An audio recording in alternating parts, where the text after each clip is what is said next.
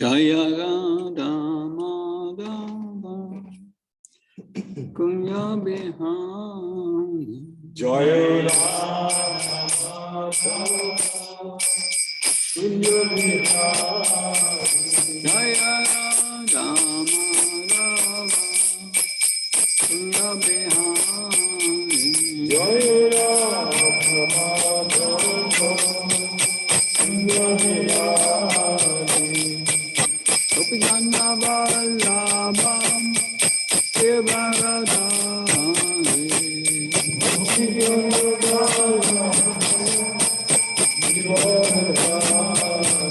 Jaya Gopijana Vallabham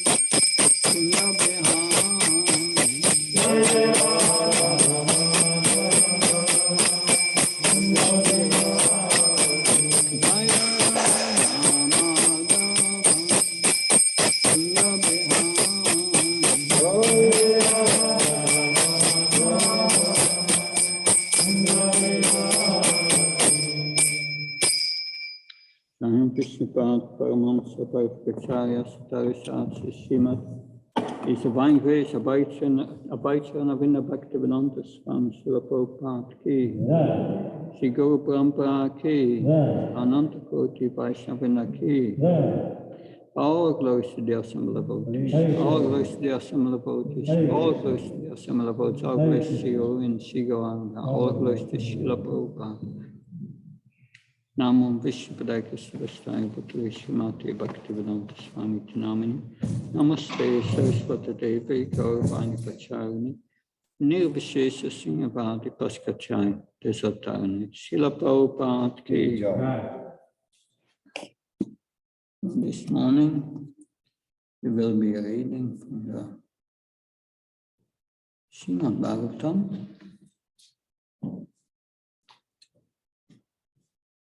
Canto 8, Chapter 15, from text 32 till 36, which is the end of the chapter. So we will repeat together text 32, 8, 15, 32. Chapter 15 is entitled Bali Maharaj Conquers the Heavenly Planets, text 32.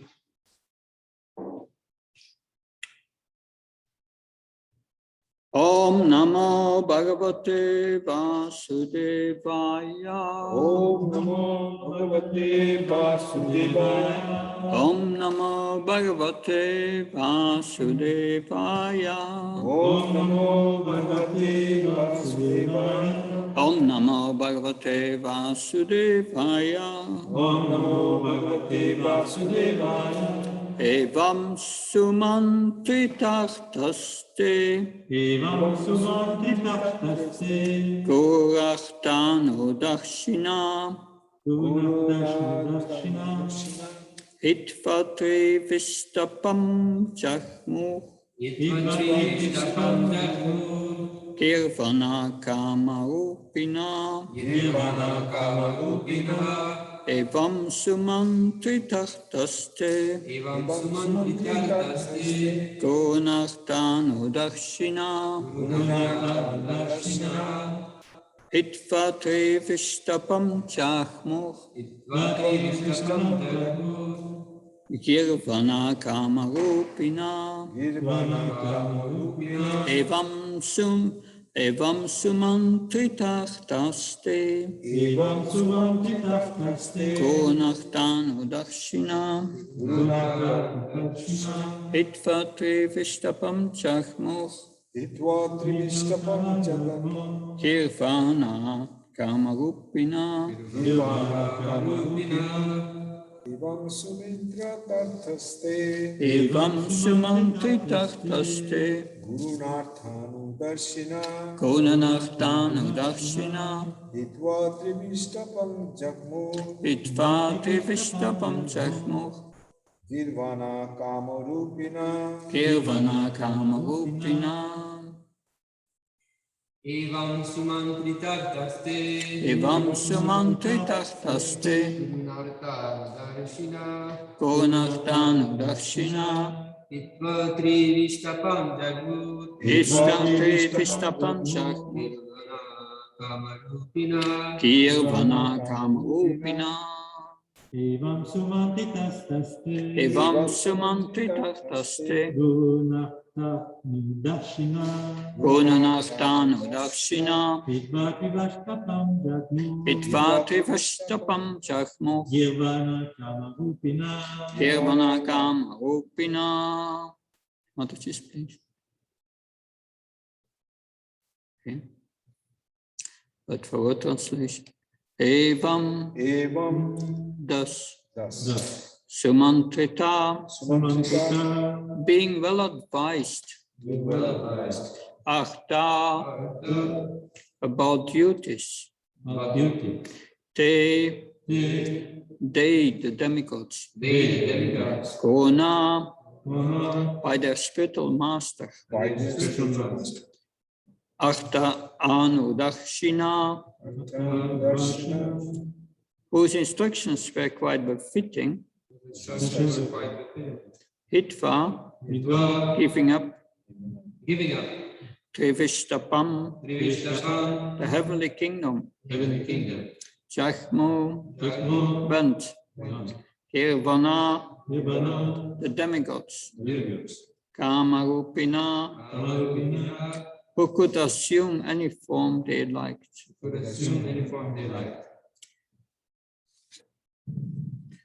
Translation and purport by A.C. Bhaktivedanta Swami Srila Prabhupada Ki. Sukadev Goswami continued, the demigods being thus advised by Brihaspati for their benefit, immediately accepted his words. Assuming forms according to their desire, they left the heavenly planets and scattered without being observed by the demons. Report. The word Kama Rupina indicates that the demigods, the inhabitants of the heavenly planets, can assume any form they desire. Thus, it was not at all difficult for them to remain incognito before the eyes of the demons.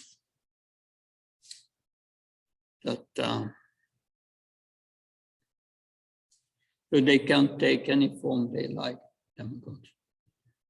It's somewhere in the Mahabharata where Indra took a form of a peacock. So Indra and the peacocks, they are friends. Of course, when there are thunder and rainy clouds, which come from Indra, then the peacocks, they come and dance. So there is a relationship between Indra, because Indra took their form. And it is said Yamaraj took the form of a black crow. And because of this, the crows have a special benediction from Yamaraj. You know that benediction? No? Unless someone kills them, they will not die. They will not die. They have a very long life, the crows. But yeah. You see, Shukracharya here is a devotee of Vishnu, but he went against his own words. He went against the words of Prahlad Maharaj. He's a Marjan, a pure devotee. So what kind of guru was Shukracharya?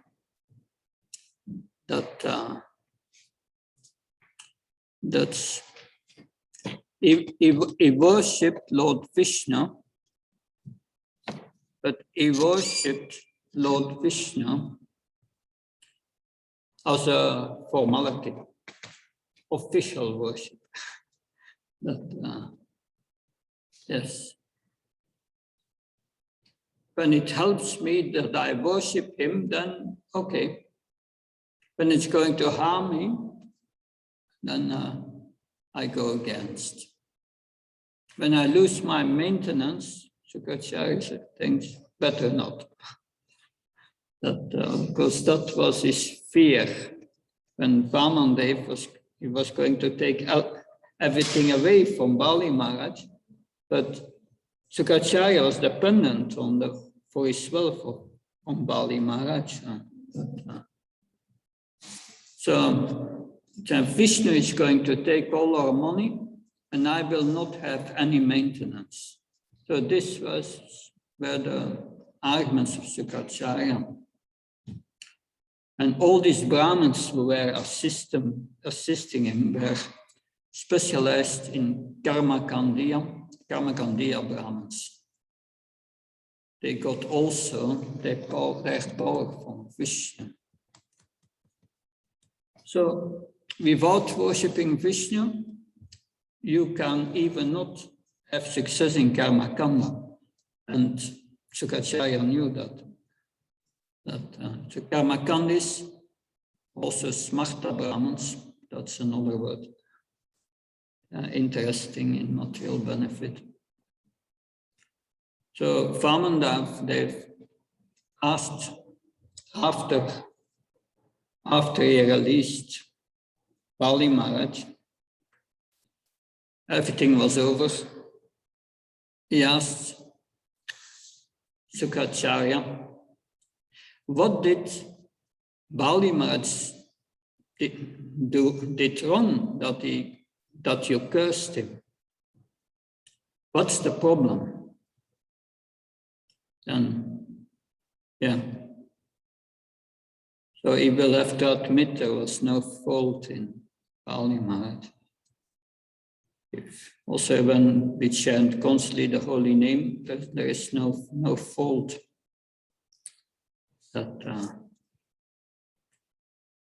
So that's the purpose is devotional services to worship and please Vishnu and Krishna.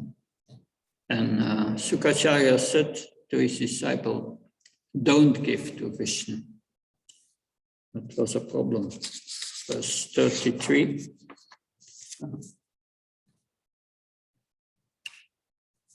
Thank you. Yes. Yeah, there is a small purport on 32. The word Kama Rupena indicates that the demigods, inhabitants of the heavenly planets, can assume any form they desire. Thus, it was not at all difficult for them to remain incognito before the eyes of the demons. Text 33. Deveshyata nilineshu Bali Vairochana Purim Ivadanim Adistaya Vashamninye Jagatrayam. When the demigods had disappeared, Bali Maharaj, the son of Virochan, entered the heavenly kingdom. And from there he brought the three worlds under his control. 34. From Visajainam Sishyam Vrichyava Sishyavatsalaha Satena Hayamedanam Anuvratam Avyachayan The Brahmin descendants of Brihu, being very pleased with their disciple, who had conquered the entire universe, now engaged him in performing 100 Ashvamedha sacrifices. That's interesting. Even here, the purport. We have seen in the dispute between Maharaj Prithu and Indra that Maharaj Prithu wanted to perform 100 Ashvamedha yajnas. Indra wanted to impede him, for it is because of such great sacrifice that Indra was made king of heaven. Here the Brahmin descendants of Brihu decided that although Maharaj Bali was situated on the throne of Indra, he would not be able to stay there unless he performed such sacrifices. Therefore, they advised Maharaj Bali to perform at least as many Ashvamedha yajnas as Indra. The word Ayajayan indicates that all the Brahmins induced Bali Maharaj to perform such sacrifices.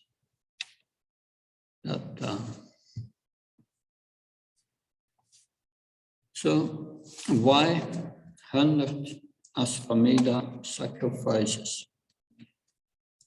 That's the number you need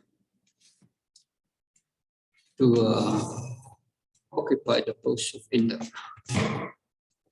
So he got there by the Brahma Tejas, by the power of the Brahmins, but to stay there and to take the post of Indra, he had to perform 100 Ashvamedha sacrifice. Otherwise, he could not stay there. So that's one thing, getting there, but then staying there. You need also to be qualified. So he got there in the heavenly planets by their power, but he needed to become qualified now. He had to do the work of becoming Indra. He had still to qualify.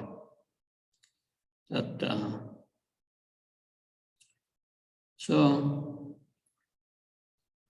we can see the mentality in this long time ago. Yeah, they wanted to satisfy the Brahmins with power.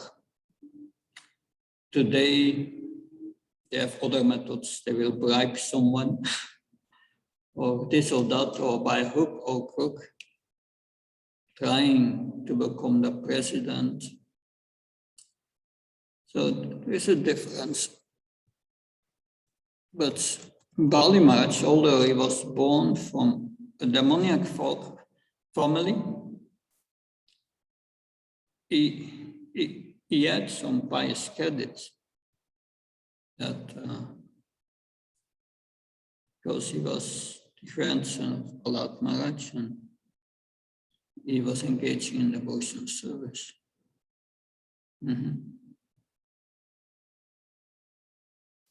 So, qualified to go to the heavenly planets, one must perform these ritualistic sacrifices. And Smarta Brahmins, they are very expert in it.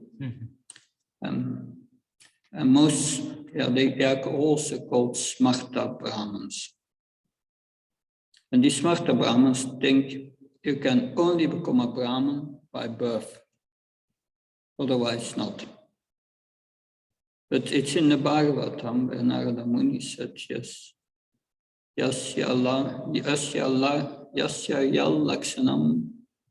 And it's this verse at the end of the 7th chapter, 7th canto, I think, that one belongs to one of the 4 social orders according to the qualities one has acquired. If one shows the qualities to belong to a certain order, then it must be designated to belong to that order. That's what the Bhagavatam says. That's by quality. Yes. That So they think they have the monopoly. They try to get a monopoly on all religious performances. That, of course, we know that Bhaktivedanta Saraswati was very strongly preaching against them. That, because their point is, you cannot be a Brahmin unless you taking birth in a Brahmin family. And so the point Bhaktivedanta Saraswati Maharaj made, a Vaishnava is higher in qualities than a Brahmin. A Brahmin is only the mode of goodness. We transcend the mode of goodness. It's not just the Brahma Buddha platform. After the Brahma Buddha platform, we are developing the transcendental qualities of a pure devotee. And that's higher. That's higher than a Brahman. And therefore, he started to give in his Brahman initiation, Bhaktivedanta Saraswati, to disciples who were not born in a Brahman family. And that was not unheard of in India. That was new. Although the scriptures say that one is designated by quality. It was not new in contemporary Hindu practice, but in the Vedic system, it was practiced. You see that where there's a story of Vishwamitra, who was a Kshatriya and who became a Brahmin. And I think Dronacharya, the opposite, was a Brahmin, became a Kshatriya by quality. So it's all there. It's why I must be qualified. That's the point. Srila Bhaktivedanta Saraswati started to give second initiation, Brahminical initiation to non-Brahmins, and that created an enmity with these Smarta Brahmins. They tried to murder him, so many things. They wanted him out of the way. But he paved the path for Srila Prabhupada. Srila Prabhupada then came to the West. And he gave Brahmin initiation to Westerners, Mlechas. That was, but he was empowered by Bhaktivedanta Saraswati Maharaj already to do that. But here, this Sukacharya is one of these Smarta Brahmins. That they are misleading people, they are using the Karmakanda section of the Vedas, which is meant to elevation to the heavenly planets, to get a better quality of material life, but a more entangled life. In the heavenly planets, there is no question of getting out of illusion there, because attraction for sense gratification is too strong. Only in the human form it's possible. So it's just misleading people and making them spiritually dead for sure. That's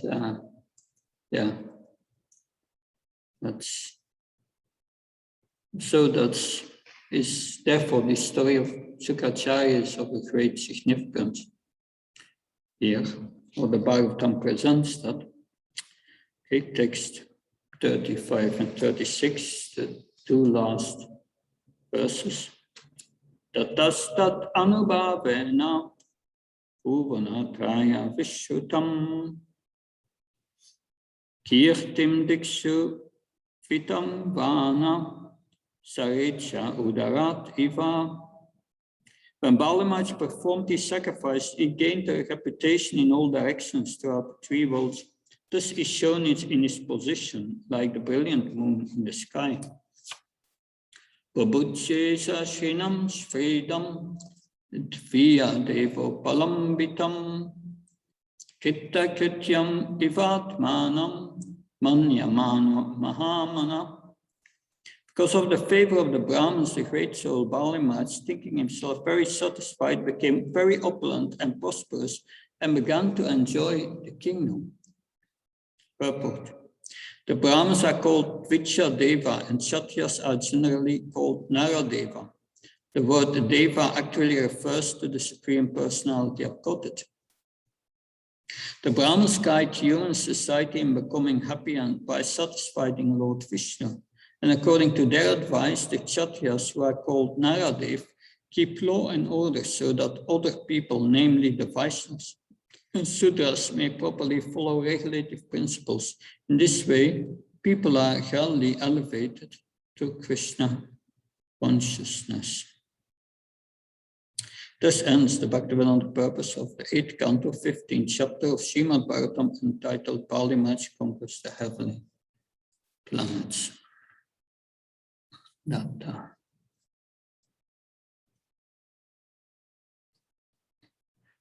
So,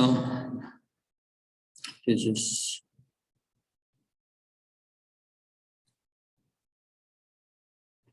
is a purport from the 3rd canto, chapter 1, verse 23.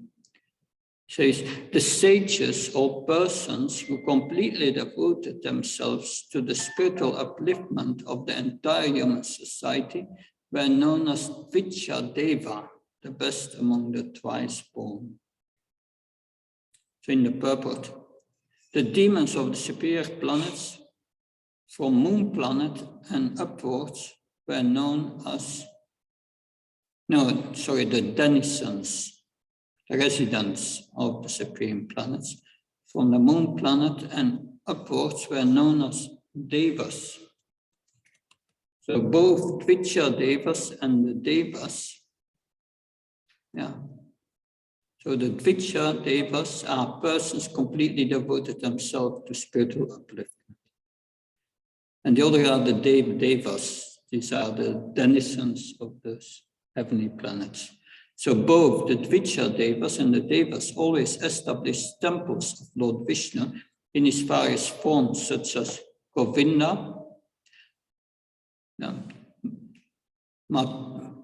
Madhusudana, Nrsimha, Madhav, Narayan, Padmanabh, Partha, Sarati, and many others.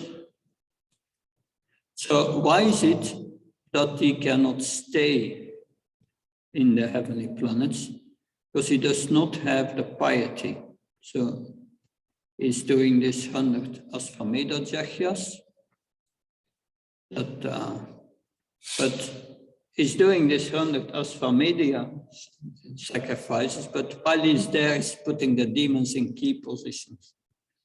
So the Lord wants to have pious people in charge of the universe. But sometimes it happens that someone else is getting the management, seemingly. Then the Lord comes as an incarnation, and that will happen now. Because that's the next chapter there. There are Aditi and Diti. Diti, she will approach Kashyapa Muni. I think Diti is the mother of the demons and Aditi from the demigods, I think. Yeah. So it is Aditi will approach Kashyapa Muni and says, because all her children, because Indra and so on, all these demigods are her offspring, they are her children. And says to Kashyapa Muni, now they are thrown out of heaven. That's there's nothing we can do about it. And Kashyapa Muni will say, you should execute the Payavrata process of worship. That's explained in the next chapter. And it's a process to become a pure devotee, practically. It's very similar to our process, we'll see. That's in the next chapter. And she will perform this Payavrata process. So, Bali is not supposed to be Indra, but during this Manu, because in the previous chapter we heard about the appointments of the Manus, and the Manus are appointed by the Supreme Personality of Godhead. So it was Purandar, the Indra, who was appointed. That's Bali was not supposed to be the Indra. So therefore the Lord has to appear and in his incarnation. And after executing this Payavrata process of worship, then Aditi will get Vamandev as a son. And he will solve the problem. He will cheat Bali Maharaj. Cheating Bali Maharaj. Sukacharya will know it. He's coming to take everything away. That he will advise his disciple, don't give him anything, because he will take everything away. But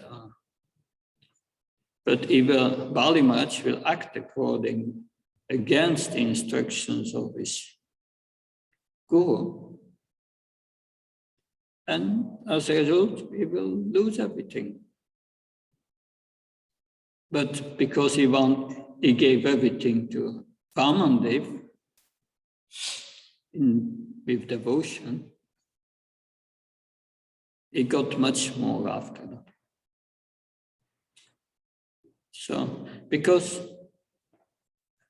the point here is that Bali Maharaj got to these heavenly planets by the blessings of the Brahmins. And Lord Vamandev, the Supreme Lord, respects the Brahmins and their blessings, and he will never intervene with them. So Vamandev could not do anything unless Bali Maharaj would lose the blessings of his guru and the Brahmins. And his guru cursed him because he was not wanting to following his instructions.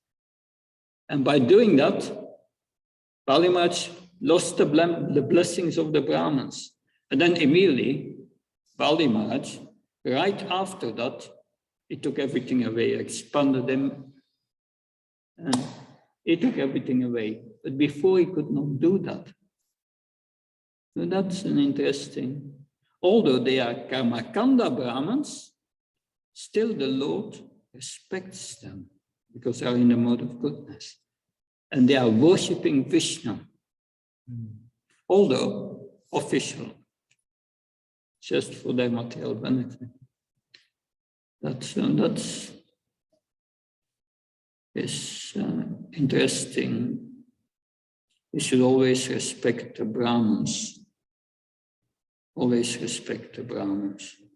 Krishna respects the Brahmins. Yeah. Go Brahmanya Itaya Cha. The cows and the Brahmins are very dear to me.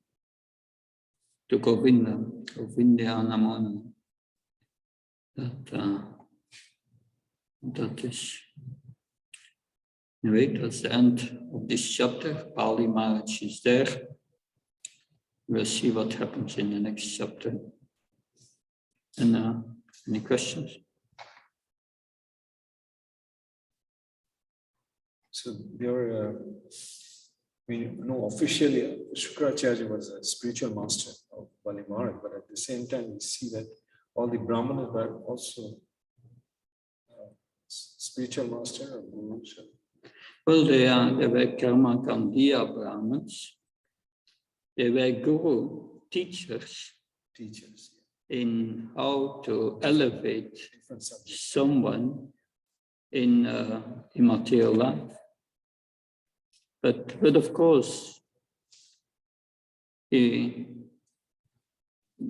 may not forget that. Why are we here in this material world? Because we want to enjoy. We have this desire.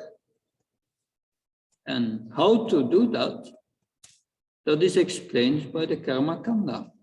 How to enjoy in a religious way and live out your demoniac tendency in a way that elevates you to goodness.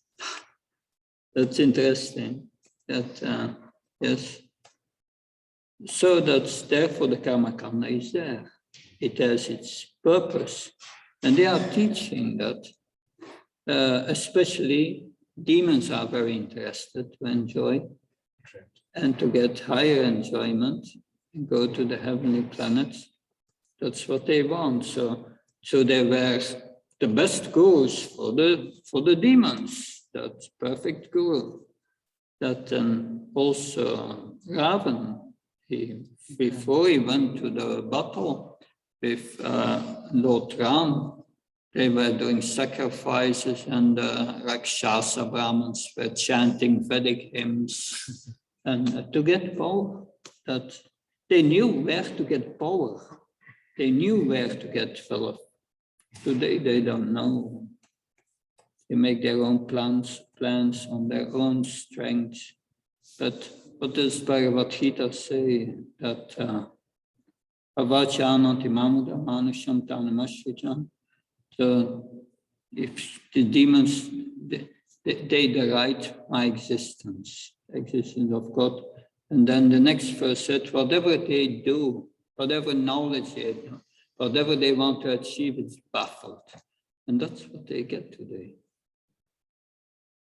But they knew sacrifice to Vishnu, and I can get what I want. I can get the power to enjoy what I want. So therefore, it is said the demons in the Vedic times were much more intelligent than the demons today. They knew where the power was and where to enjoy. Of course, they still were in ignorance because it's all for the body, not for the real soul. But that's interesting. Does that help? You mentioned Shukracharya. You would offer worship or maybe devotional service in some way, I guess, to Vishnu, no? There was no devotion. It is said official. That's sometimes, yeah. I remember when we went on Vachamanal Parikram and we went to Akuraghat and we came in Mathura. At the border of Mathura, there is a Radha Krishna temple, but not from ISKCON. It's like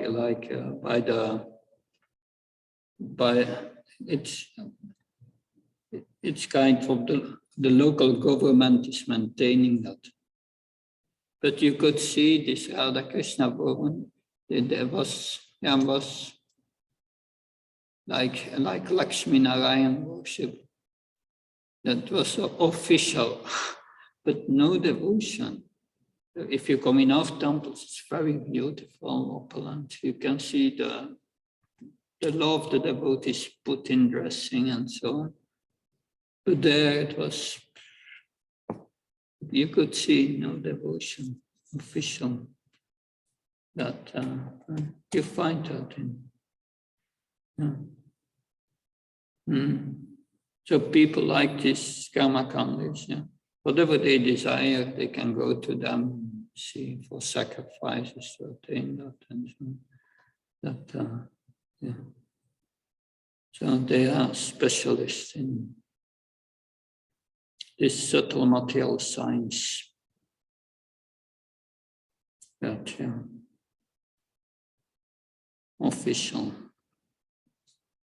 So they are offering to Vishnu, but they don't know Krishna's two Bhagavans. They know Kshirodakasai Vishnu, but they have no interest in spiritual life, that no knowledge about the spiritual world and to enter the spiritual world. That's many Karmakandiya Brahmins, they are followers of the Mimamsa philosophy. Mimamsa means there is no God in control, and karma is supreme. If you want to enjoy life, do pious activities and you will get the reward. No need to worship God. And well, we had Krishna preaching Mimamsa philosophy to his father to convince him not to worship Indra. And that's atheistic, this Mimamsa, but many are followers of the Mimamsa philosophy. There is only karma. No need to worship anyone. That you do the pious activity, and you get the results. So you worship Vishnu. Some see it as a philosophized Vishnu. They don't really believe in it, but they worship Vishnu. So no knowledge. You find these things that that's part of Hinduism. I studied for different kinds of Indian religions, we may say. That I got the news yesterday that Maya Warrior, she's been my supervisor for 6-7 years at the University of Wales.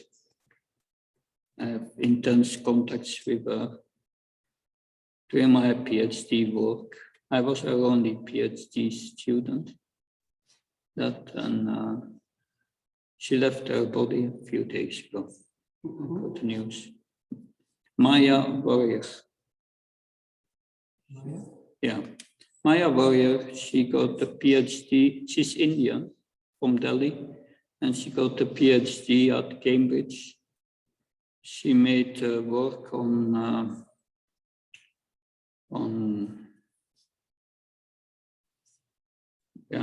Ananda Mai. It is Huging Mata. I forgot her name.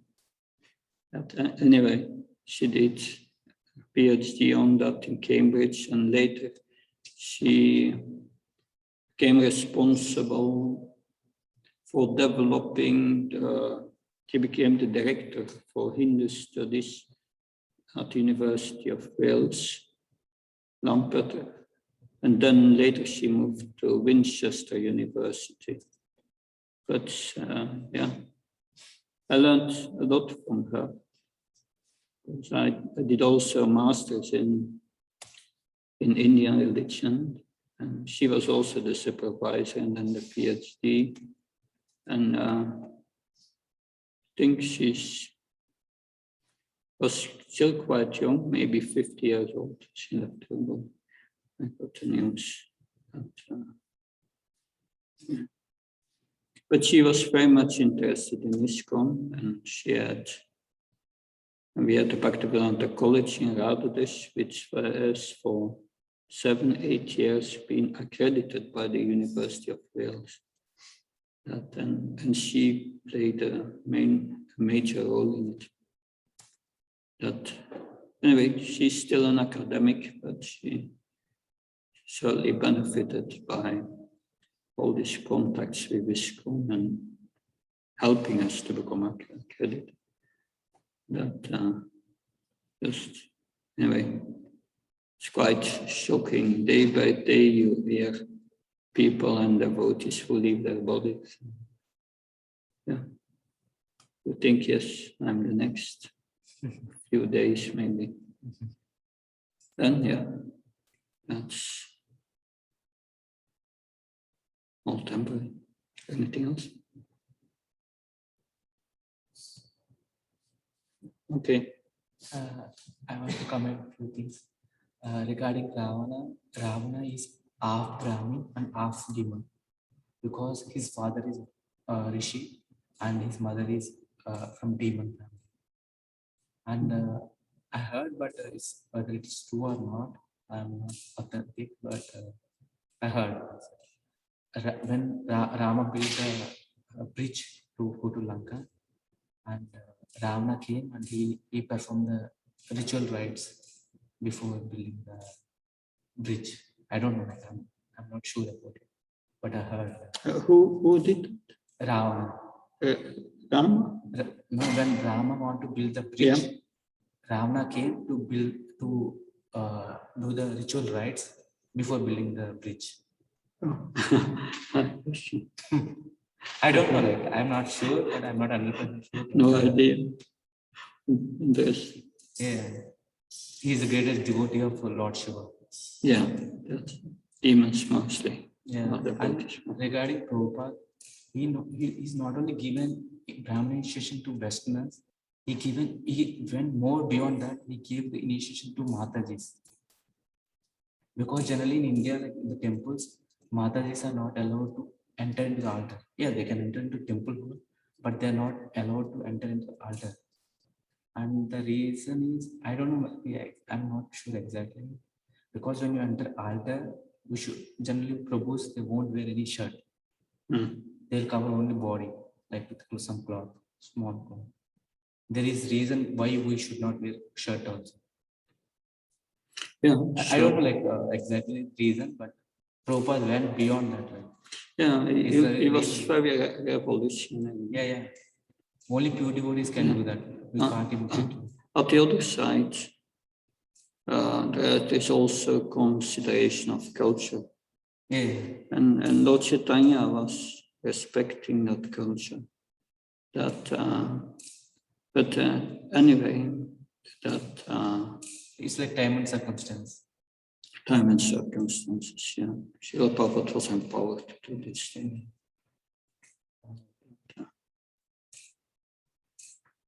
Okay, something else? I forgot my question. Good. Thank you very much. Kantara Srimad Bhagavatam ki. Yeah.